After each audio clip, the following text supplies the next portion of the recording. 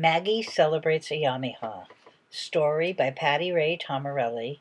Illustrations by Wendy Cowper Thomas. Very late in the afternoon of the 25th day of February, Maggie hurried down the stairs, put on her coat, hat, and mittens, and slipped out the back door. She ran down the street to the neighborhood park and headed towards the highest hill. Quickly she climbed to the top. From the smallest pocket in her pants, Maggie took out the compass her grandfather had given her and carefully lined up the needle to the N for north, and then she saw which way was W for west. She faced the sun and waited. Soon it began. On the horizon, colors collided. Reds, yellows, purples, and oranges. The sun was setting. First a shine, then a glow and a glimmer, and then a few solitary rays. When Maggie was sure that the sun had set, she threw back her head, raised her arms, and cried, "My God, my fire, and my light! The days which thou hast named Ayyám-i-Há in thy book have begun." And then Maggie did the dance of jubilation. That is how Maggie welcomed the first day of Ayyám-i-Há. In the afternoon of the second day of Ayyám-i-Há, Maggie was in her room. She reached under her bed, pulled out her toolbox, and took out a small hammer. With a single blow, she broke open her papier-mâché piggy bank. Maggie counted out all the coins she had saved and then put them in her pocket and headed for Mr. and Mrs. Olasky's grocery store. There she purchased as much birdseed as her money could buy. Maggie placed the birdseed in her pocket and skipped back home. From her secret hiding place behind the porch, she uncovered a large pine cone, a long piece of string, and a jar of peanut butter which she had collected. With the pine cone, string, and peanut butter, she made a bird feeder. When she was finished, she filled the bird feeder with seeds, climbed the dogwood tree, and hung the feeder. Back on the ground, Maggie cupped her hands to her mouth and shouted, "Happy Ayyám-i-Há!"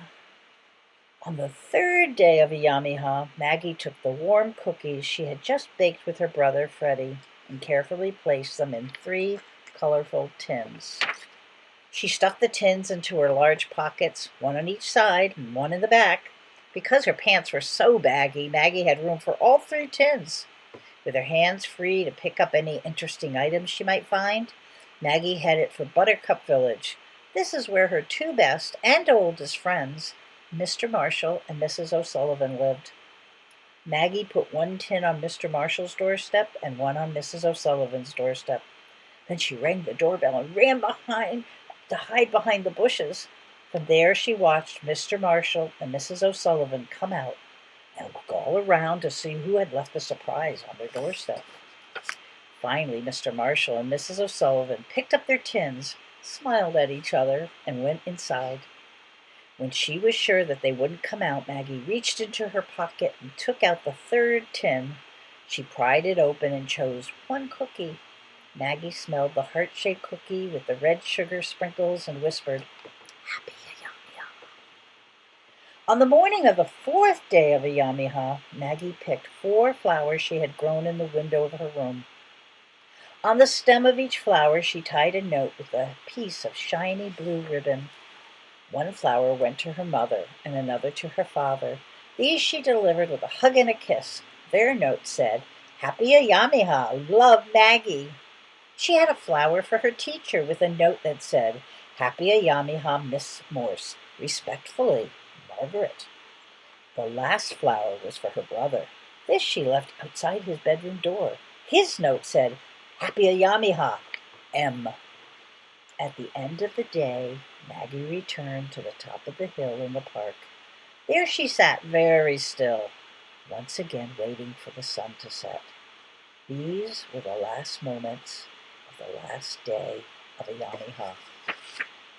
First the sun, a glorious ball of purples and reds, was a brilliant glow.